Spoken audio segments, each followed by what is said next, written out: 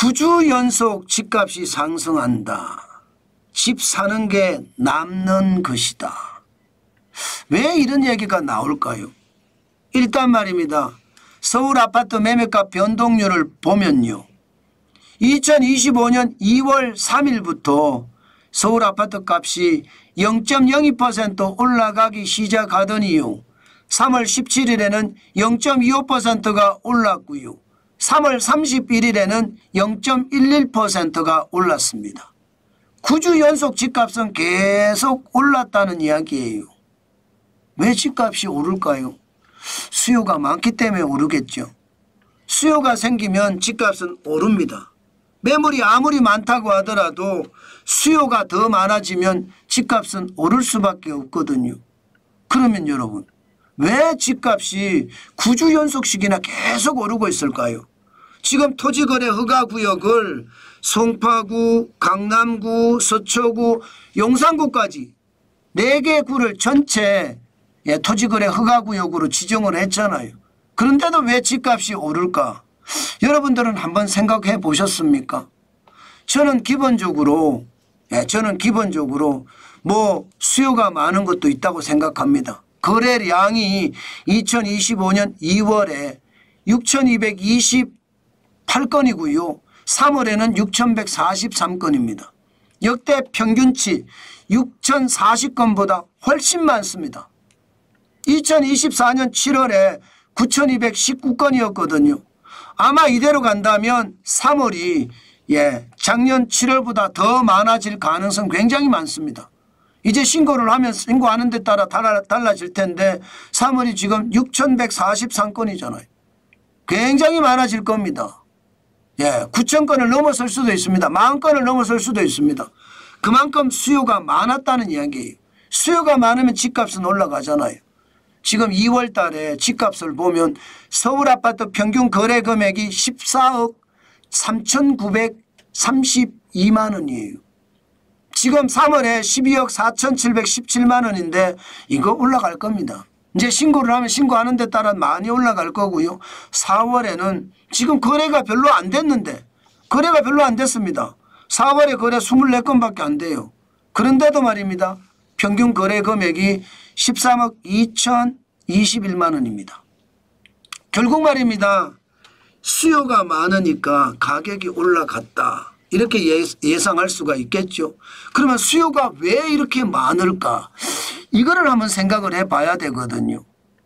저는 여러분 지금 정치적 혼란에 그 답이 있지 않을까 저는 그런 생각합니다. 일반적으로 민주당이 집권을 하면 집값이 다 올랐어요. 집값이. 노무현 대통령 때도 집값 엄청 올랐잖아요. 여기에 문재인 대통령 때도 집값이 장난 아니게 올랐습니다. 이제 이재명 더불어민주당 대표가 대통령이 될지도 모른다. 시장에서는 그렇게 이야기하고 있는지도 모르겠어요. 집값이 계속 올라가니까. 지금 집을 사놓으면 더 낫지 않겠느냐 이렇게 판단하는 사람들이 많다는 의미입니다. 집 사는 게 남는 거다 이렇게 이야기합니다. 일반적으로 이재명 더불어민주당 대표의 정책을 보면 기본사회라는 게 핵심이에요. 이 기본사회 안에는요. 기본주택, 집도 지어준다고 하고요. 기본대출, 대출도 해준다고 해요. 전 국민에게 1,000만 원씩 대출해 준다고 하잖아요. 여기다가 뭐 기본수당 해서 청년 실업수당이든 뭐든 주겠다. 내용의 핵심은 돈 풀기거든요. 돈을 엄청 많이 푼다는 거예요. 돈을 풀면 여러분 어떤 일이 벌어질까요? 실물의 가치는 어떻게 됩니까? 올라가겠죠. 돈의 가치는 떨어지고 실물의 가치는 올라간다. 그러니까 이게 많이 생각하는 사람들은요. 집 사는 게 남는 거다 그렇게 생각을 하고 차라리 지금 집을 사겠다 이런 사람들이 많다는 의미로 저는 해석합니다. 실제 말입니다. 2016년에 저도 집을 샀었거든요. 그런데 그 집이 지금 문재인 정부 지나면서 거의 2배가 넘어 올라갔잖아요. 그렇기 때문에 사람들이 지금 이재명 더불어민주당 대표가 대통령이 되면 그렇게 될 거야 이렇게 이야기하잖아요. 이재명 더불어민주당 대표가 대통령이 안 된다고 하더라도 민주당의 핵심 정강정책이 기본사회예요. 지금 정강정책마저 바꿨잖아요. 돈 풀기가 핵심이란 말입니다. 예, 그게 아마 시장에는 굉장히 영향을 미치고 있지 않은가. 저는 그렇게도 분석을 해봅니다. 충분히 그럴 수 있으니까요. 돈을 풀면 집값은 올라가거든요. 수도권도 마찬가지 집값이 안 떨어집니다. 6주 연속 상승하고 있습니다. 2025년 2월 24일 0.01% 올라가기 시작을 했는데 3월 31일까지도 0.03% 올라가잖아요.